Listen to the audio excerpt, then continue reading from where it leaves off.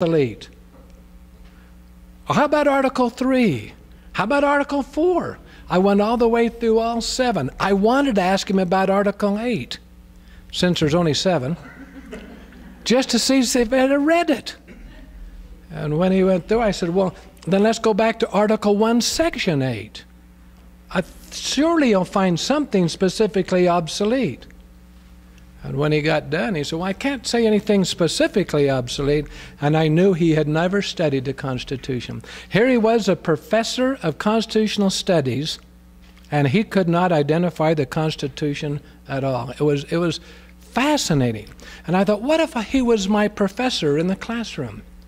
And I was hearing how the Founding Fathers were immoral and how their material was obsolete. It didn't apply anymore.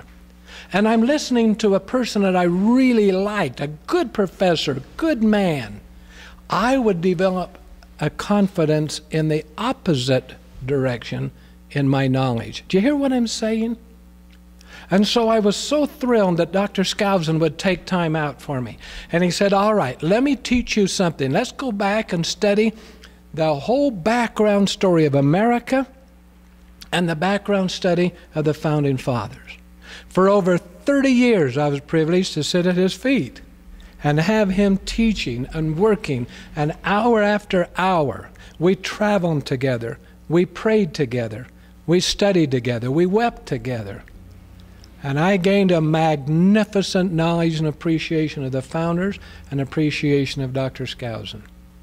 And so when we were putting the material together in order to put a seminar on teaching the Constitution, we started teaching the people about American history and the Constitution. But this was during the 1970s and the 1980s. I think it would be well if we would remind ourselves what it was like then. Most of the people who were attending our seminars, and this last couple of days I went through my diary from back in 1982. It was interesting. I went through 1 week. And I was reading it to my wife on the phone. I was doing a bit of working here at the office, and I said, I came across this, just thought you'd enjoy it. Let me read it to you. Sunday, went down to Tucson, spoke at a fireside. Monday, taught at the university in Tempe. Tuesday, flew to California to do the seminar in Los Angeles. Wednesday, flew to Oakland to do the seminar in Oakland. Thursday, flew to Kansas to do the seminar in Wichita. Friday, flew down to Baton Rouge, Louisiana, and I went through, and in 9 days we were in 7 states. And I went, holy cow, no wonder I'm tired. But anyway, but the majority of the people coming to the audiences, and it was fun reading on there, number in attendance 600, number in attendance 800, number in attendance 1,500. But the people coming to the seminars and that were products of ancestry that were close from World War II. They were patriotic people, most of them. They loved America and were patriotic to it. And so we were teaching American history and the Constitution, and was able to do it in about 13 hours. But from 1970s, 1980s, 1990s, now into the 2000s, things have changed. No longer have our people been raised with the love for America in many of their school experiences. They're not hearing positive Founding Fathers, and they're hearing lots of negative. And we're raising a group of people now who do not know the Constitution, do not know the Bill of Rights, don't know the founders, and are running their life based on emotional impact. And I've learned that emotionalism without direction is an enemy to society. Do we have that? Emotionalism without proper principles will lead the people into doing crazy things.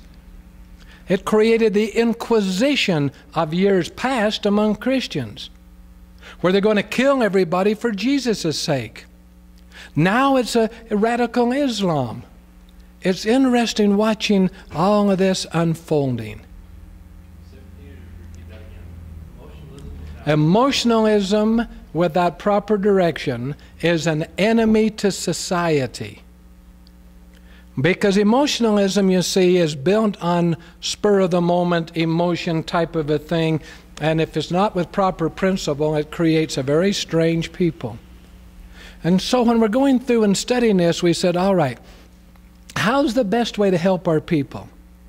And when we talk to the young people especially, and those that have gone and graduated from school since 1957, when all religion and morality was taken out of the classroom, now as we talk to the people, we'll say, do you love America? Every hand goes up. Do you love the founding fathers? Hands go up. You have confidence in the founders? Hands go up. And you'll say, all right, how many articles in the Constitution? We don't know. How many have ever read the preamble to the Bill of Rights? Didn't know there was one. How many can recite the preamble to the Constitution?